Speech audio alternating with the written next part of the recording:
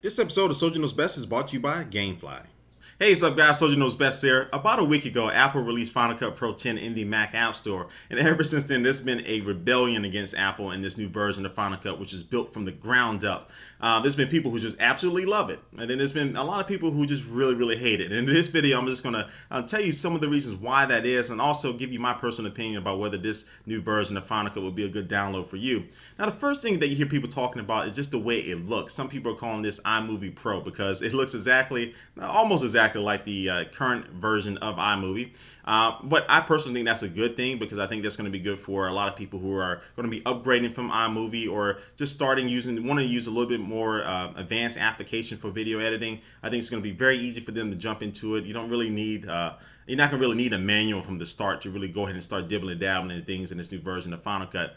But as far as the people who have been prosumers and using Final Cut Pro for a while, a lot of people don't really like the new format of it. They don't like the magnetic timeline, and also they don't like the format because it's not as customizable as it was in the past there, as far as organizing your workspace the way you want it and to be able to have your workflow going exactly like you have it for each individual project or the same projects. Now, some of the reasons here, I'm right now what I'm about to go over, just some of the reasons that people don't like this new version of Final Cut Pro just because some of these features are missing out of it. And from one thing, you have people talking about there's limited export settings where you're probably going to need to download Compressor, which is another application that Apple makes to be able to compress files so that you don't have these huge, large files, especially if you're trying to upload them to YouTube or different websites. There's no XML support. There's no native support for RED cameras and their raw files. There's no multicam support. And also probably the biggest thing, which just makes me scratch my head every time I think about it, is that you can't import previous projects from different from earlier versions of Final Cut into this latest version of Final Cut Pro 10, which I just don't understand at all. So so a lot of people are says, hey, why can't I just drag this over, import this, and start using some of the cool new features in Final Cut Pro 10? Now, that's one thing, and this is one thing I just hate when companies do this. It's a little side note here. When companies release software or new updates to software and they take out some of these features which have been in there for years, I don't get why to do that. Does it slow it down or bog it down? I highly doubt it.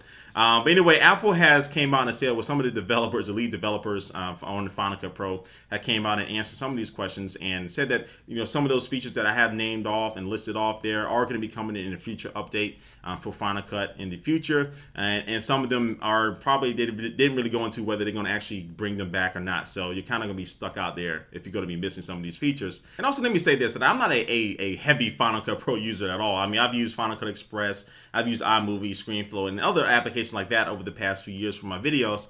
And the reason I'm saying this is because I did a quick little Twitter poll asking my followers what they think about the latest version of Final Cut and also how long they've been using Final Cut over the years. And it's pretty clear that if you've been using, again, this is just from my poll, using Final Cut for probably 3 or plus years, you're probably not going to like this new version. Now, if you haven't been using it for that long, or you've been using something similar again to iMovie or something a little bit more inferior to Final Cut Pro, you're probably going to like it. Again, for the main reason that just by looking at it and just the organization of it, you're going to be a little bit more easier to get into. It's going to be a little bit more easier to get into because if you even touched iMovie in the past, you're probably going to know how to do a lot of things in Final Cut Pro 10 normally than if you again started using Final Cut Pro 7 or one of these earlier versions, which really looks very complicated when you first look at it at first glance. And it's pretty clear to see that Apple's going for the consumers, and this is a really good business move for them. I mean, just look, it's the #1 paid application in the App Store at $300. So you can just imagine the amount of money that they're making. And I personally don't think that they're leaving out the professionals with Final Cut because they're missing,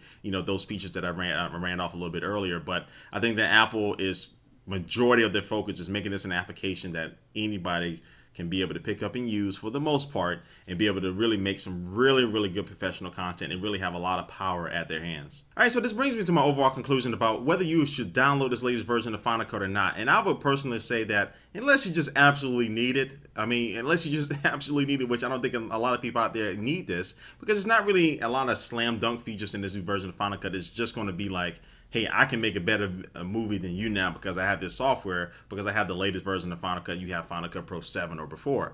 So I would probably say you probably can wait around a month to see what Apple does to it as far as what updates they apply to it and things like that. And to see people's opinions after using it for more than a week. I think a lot of people really slammed it, which I'm not saying they're wrong, but I think a lot of people slammed it within the first 2 hours of using it. And I'm like, well, You may want to use it for a little bit more to give it a little bit more time before you give your ultimate opinion about it, but that may have been their first impression, which I have to respect as well. And also, let me say this though, if you've been using iMovie for a while now, you've always wanted more power, more flexibility to be able to do some more advanced things, a little bit more professional things, this would be a no-brainer to go ahead and get this new version of Final Cut Pro 10 because it's going to be a nice, awesome upgrade for you, especially at this $300 price point. You don't have to worry about spending $1,000 like you had to do in the past. I think you're going to be doing this upgrade anyway, and I think this is the best way for it because it's going to be an easy transition over coming from iMovie because of the layout and everything and the UI. Plus, you get all these new awesome features, even though it's missing some of the previous features. But you coming from iMovie, you're not going to miss those features because you never used them before, more than likely.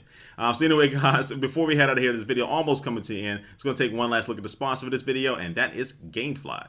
GameFly is the largest online video game rental service and offers you a choice from over 7,000 new and classic titles across all consoles and handhelds. With plans starting at $15.95 a month, the GameFly members can rent 1 to 4 games at a time and keep them for as long as they like. There are no late fees, no due dates, and shipping is always free. Once you're done playing the game, send it back and GameFly will send you the next available game on your list. If you really like the game you're playing, simply click Keep It on the GameFly website and the game is yours at a discounted price. GameFly will even mail you the case and manuals free of charge. Soldier Knows Best fans get a 15-day free trial when they go to gamefly.com/soldier. Alright guys, again, thanks for watching this video. Please leave a comment down below and let us know what you think about Final Cut Pro 10. And we'd love to see your personal opinions about it, because just don't always trust my opinion on things. Yes, I'm saying that. I'm interested to see what you guys think about it.